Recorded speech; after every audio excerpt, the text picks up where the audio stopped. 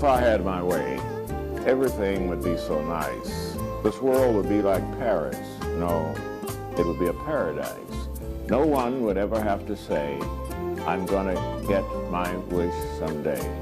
All one would have to do is say, this is my order, if you may. Welcome to another episode of The School Without Walls. I'm host and founder, Dr. Anthony Hobbs. Our purpose is to educate, elevate the African American community, primarily with emphasis on mentoring the young African American male, and we emphasize to our pastors throughout the community to find some male of character in your church to mentor. I'm asking for 100 men from each congregation to go forward and try to save the lives of some young African American male. This is the 5th episode of our Black History preparation, which we'll be showing during the month of February. Remind you that our theme is continuing from last year, Black History after February. We are hoping that somebody will take up the mantle, as Dr. Carter G. Woodson did in the 1930s, to start 1 week. So we moved from 1 week to 4 weeks. So we got to move from 4 weeks to 12 months. So somebody out there, I'm hoping, will take this up.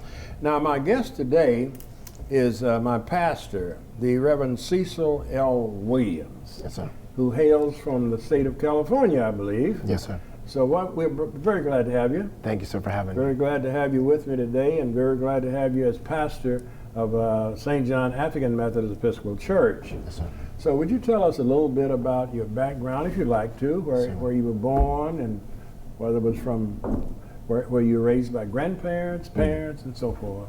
Thank you, first off, for having me here today. And it's indeed a pleasure to appear on the show and in the city of Pine Bluff. I'm enjoying myself here. St. John's a fantastic church.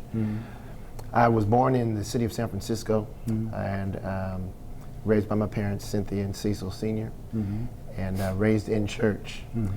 Interestingly, I was not raised African Methodist. I see. I was born into the Pentecostal church, and so those that are called the Holy Rollers was part of my backdrop. Consistently stayed in church as a child, raised in Sunday school, raised in the Northern California area in various places, either in a suburb or someplace close to San Francisco or in the city itself. And that was the first half of my life. Then I went to Southern California to play baseball. I spent some time there at San Diego State University. Aspired to be a professional baseball player. Is that college ball? Yes, sir. College ball. Aspired to be a baseball player, and it was as if I was running away from my own destiny. Which I think you were. Yes, sir.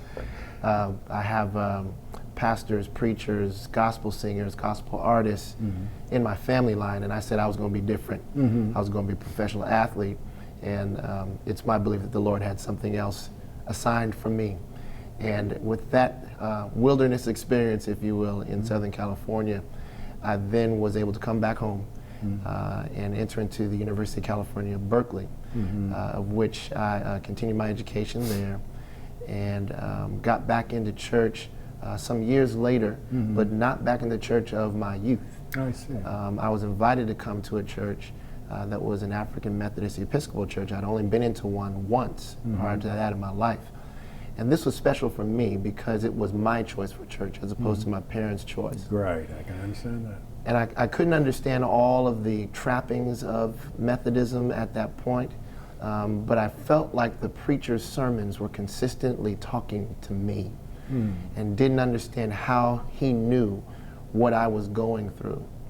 Became a member of that church, First African Methodist Episcopal Church in the city of Oakland. Oakland, California? Yes, sir. And in doing so, I heard the call to become a minister in that church. In that church, that's where I heard the call and answered it. I claim that I actually heard a call at 12. However, I didn't know how to handle it other than to run. Okay.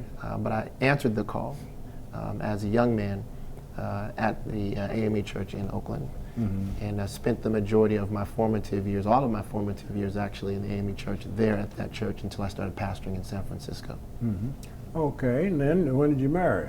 You are married. Yes, sir. I'm married of 15 years now. I've been knowing my wife for 18 years. And we got married in Oakland. We have 2 children. One that's just turned 25. Goodness gracious. 25 on the 19th of this month. And my daughter is 12. She'll be 13 this year. I see. And 1 grandson. 1 grandson. Did you meet your wife there at that church in Oakland? Or? I did actually. You actually met her there? Met her in Oakland, and we started going to church together. And when we were getting ready to be married, she was a single mom at the time, and I had a strict rule before I met her that I wouldn't date anybody that had a child I've ahead of been there time. and done that. And the Lord had something else in mind for me. Right. Interestingly, when somebody saw my son and I together, when he was still very, very young, not knowing that he was not blood related to me, somebody said, "Oh, you and your son look just alike." And we just shrugged our shoulders and said, you know, it I've must be heard God. that too, boy. Yes, sir. Good young man, great father. Very, very pleased that he's made it to 25. Many of our young men don't. I'm so pleased that God did move you in that direction. Yes, sir. We have 2 more minutes on this side of the program. Is there anything else you want to say about your formal life before coming to Arkansas? If it's feasible, Yes, sir. how in the world did you leave California and come here? How do you think that took place? It definitely, in this particular Zion, we are itinerant ministers, and so that means we travel. But usually it doesn't mean for most that we travel 2,000 miles. That's so true. So certainly for this upheaval of our family's lifestyle, what we're accustomed to, I've always been in California, this is certainly a matter of prayer. I got a call on a Wednesday. I returned the call on Thursday. I came to the state I was on plane on Friday. I came to the conference on Saturday. I was preaching in the church on Sunday. So God has really been blessing us, and we've had people join the church, people get saved at the church, and I've only been at the church for less than 100 days. And we invite more people to come to St. John African Methodist Episcopal Church. Where is it located, Pastor? Located on 1117 West Pullen Avenue All in right. Pine Bluff. We're about to finish this first part of this program, so the second part, when we come back, we're going to talk about that. Well, I'm going to ask the pastor to tell us about the African Methodist Episcopal Church and its history. Yes, sir. Be back in just a few minutes. Dappled sunlight through trees and a wisteria-covered front porch. No 2 days are alike, An older woman sorts her medication. so every day you prepare. A woman who is blind feeds her service dog. For yourself, She places the bowl on the floor and he eats. for those you love, A mother using a wheelchair packs a lunchbox. Her daughter takes it, kisses her, and runs off. for whatever the day may bring. A man who is deaf signs to a loved one and departs. Being prepared is a part of who you are. But in the case of a disaster, preparation isn't always front of mind. In an emergency, when help and resources may not be available for days, being prepared is more important than ever. It's up to everyone to be informed about what types of emergencies might occur where you live or visit. Knowing the best responses for your personal circumstances is the key to maintaining your health, safety, and independence. Make a plan that covers where you'll go in an emergency and how a personal support network can assist you. Build a kit that contains the specific things you need to survive for several days: food and water, medication and supplies, The older woman assembles her kit. as well as any important documents you may need. She includes a USB drive. Being prepared is a part of who you are, and disaster preparation is no different. The man who is deaf stores his kit in the closet. There's no one more capable of planning for your situation than you. The mother using a wheelchair closes her kit and hugs her daughter. Words on screen. Be informed, make a plan, build a kit, get involved. Ready.gov/myplan. Those of you who have just joined us, I'm Anthony Hobbs, host and founder of this educational program called The School Without Walls. My guest today is the Reverend Cecil L. Williams, the pastor of St. John African Methodist Episcopal Church here in Pine Bluff, Arkansas. Would you give us a brief history of the AME Church by way of the the Methodist Church, the history that goes back to Europe and come here? Yes, sir. From Europe, we start with John and Charles Wesley, primarily John Wesley, who was a son of an Anglican preacher, and as well being brought up in the Anglican tradition, there was a very structured and connected to the hierarchy of both the royalty end and also the clergy end. So there was some domination that was happening there, and some very top-down thinking that was brought forward in that particular vein during that time. John Wesley is a man of his time in that he is an 18th century man.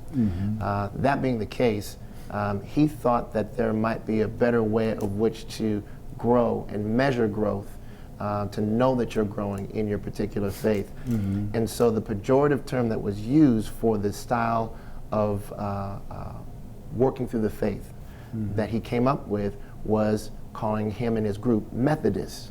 It was meant to tease them.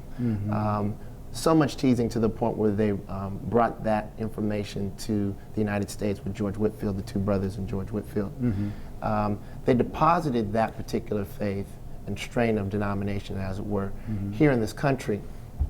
One of the tenets of Methodism, at least in theory, is, as it was at the time, an abhorrence for slavery. So in theory, they did not subscribe to it, and they were supporters, at least in theory, of the abolitionist movement during that time. Enter into the scene Richard Allen, who is a slave and has a brother. Richard Allen is impacted by the Christian faith through Methodism, the Methodist Church. And in doing so, he becomes a young preacher.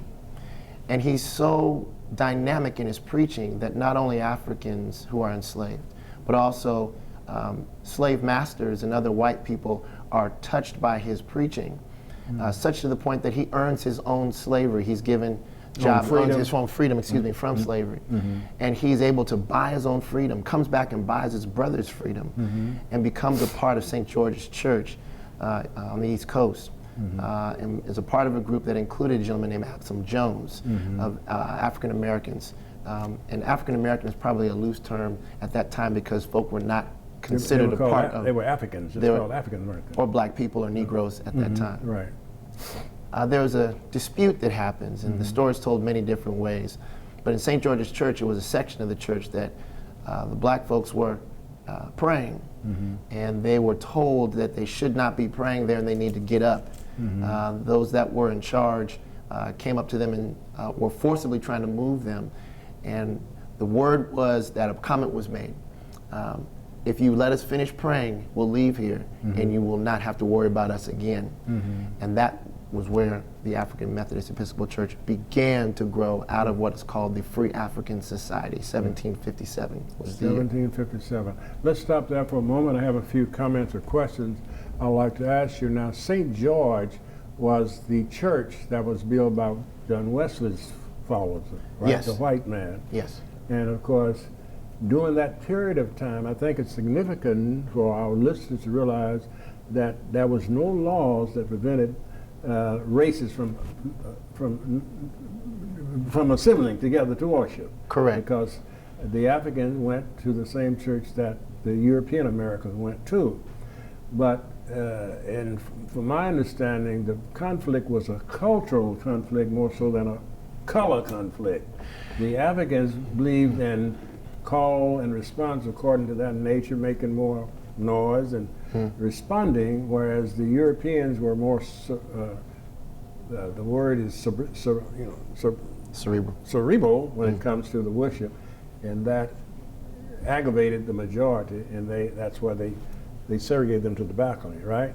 Well, that certainly is one of the strains of the story, and I need to correct myself. 1757 is the incorrect year. It's 1787. 1757, right? 1787 is the correct year. All right, 80, okay. And it's interesting to note that that is the same time that the Constitution of the United States is being ratified.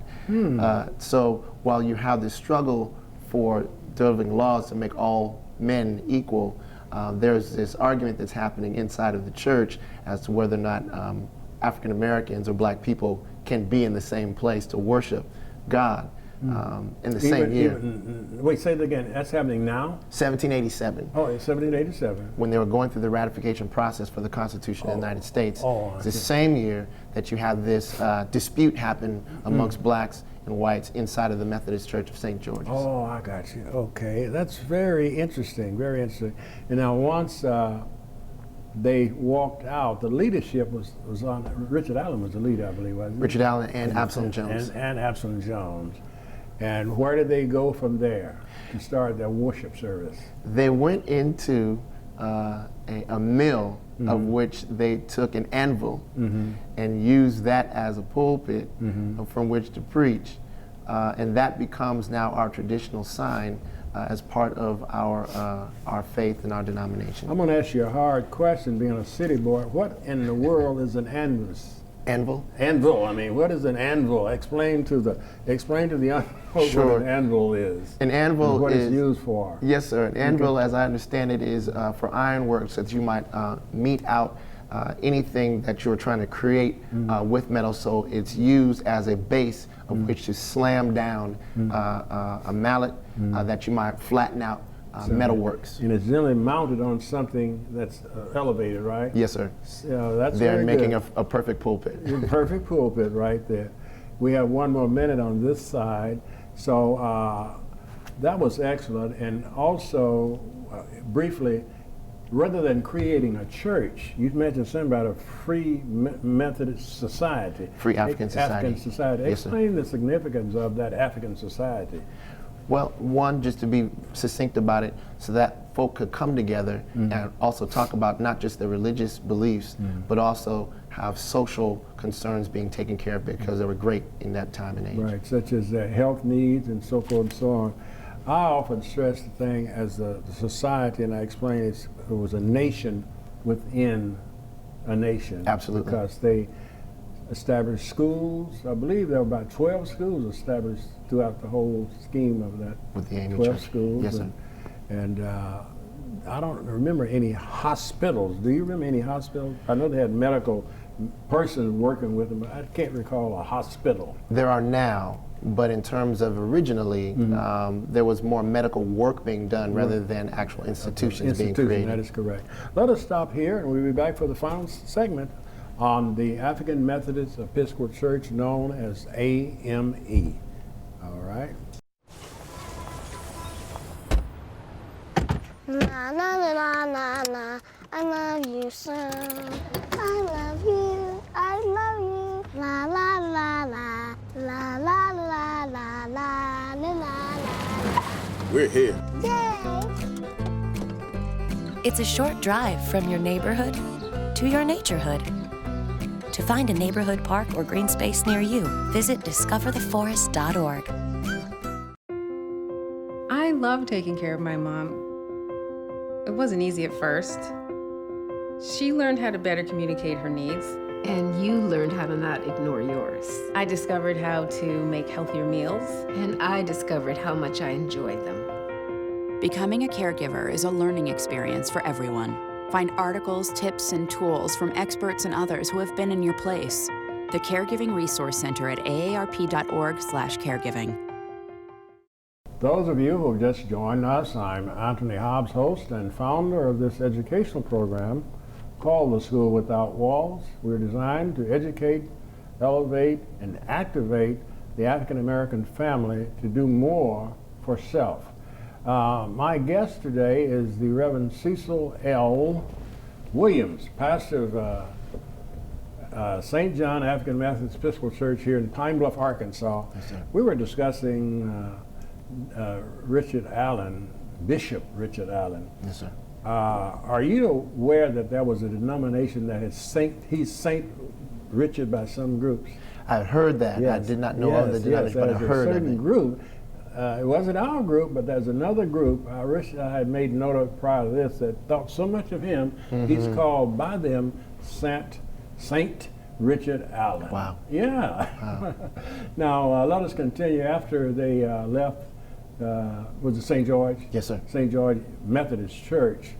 then they went on to this, I always got it from the blacksmith shop, but you said they went to a blacksmith shop and started there and went on. So continue with his progress. Sir. His progress would lead him to starting what we now call Mother Bethel in the city of Philadelphia, where we actually will return for our bicentennial general conference, where we meet every 4 years. Bethel is the first church, AME church founded, right? Yes, sir. It is. We'll be meeting there this summer for the bicentennial, so it's going to be a good affair. Richard Allen really deals with much of the ills that are happening in a city like Philadelphia, where you have racism rampant, where you have great sickness that's happening in the area because of poor health care, where you have poverty, obviously, that's happening in the area, and then promotes things like education, promotes things like how we can deal with ourselves economically. There's a big proponent, obviously, of self-help. Self-help was one of the key components, wasn't it? Yes, sir. Self-help. Yes, sir.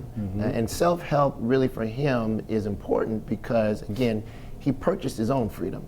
You're right. He purchased the freedom of his brother. And so therein you see his ethos and theology on how we should move through Methodism as African Methodist Episcopal adherents. Richard Allen really becomes also too the combination of firebrand preacher as well as intellectual, somebody who can walk in both worlds, where you have later on others who will follow behind him. You have people who follow and mimic that same particular style of having a firebrand of preaching, but yet having the intellect to be able to deal with things on not on cultural level, but academic level, and those things become important to subsequent bishops and preachers and the denomination as you move forward into time. What about his wife, Sarah? Do you have any knowledge of her contributions to the AME Church? Sarah is most often mentioned. That is his second wife. Not much is said about his first wife, but Sarah is often mentioned as the mother of the church. First wife died to the sickness, but Sarah is often known to be the mother of our Women's Missionary Society, right. And she's known for her contributions primarily of some support of the community, as well as support of her husband, making sure that he was able to do what he needed to do as a bishop. But certainly the mother of our brand of ministry that we do through our Women's Missionary Society and how it plays into dealing with the youth as well too. It was a family affair that we use formalized in Methodism. I see. Now, the Methodist Church grew mostly in the north and northeast. Yes, sir. Do you have any ideas why? I'm asking this question, so don't feel badly if you don't know it, but I have done some research on this. Okay. But I wanted to see if my pastor is aware of why it didn't go into the south in the early centuries. It was more or less north and northeast. What was the reason? It's my appreciation that with migrations happening from the south into the north and having city centers and having in areas where people were congregated together in terms of their living arrangements, jobs are in the same places where you have your living arrangements as well. It was much easier to have churches grow in those areas, and we grew exponentially when we first started, and the movement south and then west happens over time. Right. Do you think perhaps the attitude of the southern slave owners had some factors there? I would think so. Yeah. See, I was told that the reason it took a long time to get in the South because the Southerners really rejected Richard Allen's philosophy of human beings should not be enslaved by others. Certainly. But John Wesley? Not John Wesley, but the one who was the doctrine of the Baptist Church came from the one who believed in, come on, Hobbes, believe in predestination. Calvin. John Calvin. John Calvin. Yes, See, John, I'm going to tell it like this. It was told me by some professors. John Calvin was watching John Wesley make his progress. He said, now I'm going to be able to take over the South because John Wesley up there doesn't advocate slavery. That's predestination.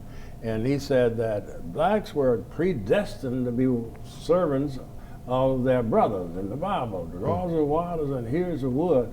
in the South bought that doctrine. So they felt comfortable having slaves as their servants, slaves, because of this particular philosophy. It took a lot of time to break that down where they could go into the South. Okay. We're getting ready to close. I want you to make a plea for folks to come to St. John. Preach to them a few minutes through that camera there. We're certainly glad to be here in the great state of Arkansas in the fine city of Pine Bluff. And while there are many church choices that you can make, we certainly hope that you at least come visit with us at St. John AME Church, where we are preparing and promoting and proclaiming to all the greatness of the kingdom of God. On the 21st of February, during Black History Month, our bishop will be coming, Bishop Cecil L. Green, Sr., and that's going to be our pew rally on that day at 4 o'clock. Please feel free to come.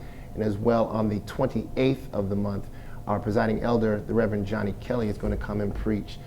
Every now and then, occasionally, the church lets me preach too. So come through and enjoy us, and come on Wednesday nights, Bible study. We have a great time at 11 a.m. and at 6 p.m. Hope to see you there. All right, thank you so much. We're going to close on that, Reverend. Glad to have you out here with us. Thank you, sir. And may God continue to bless your work. Thank you, sir. Okay.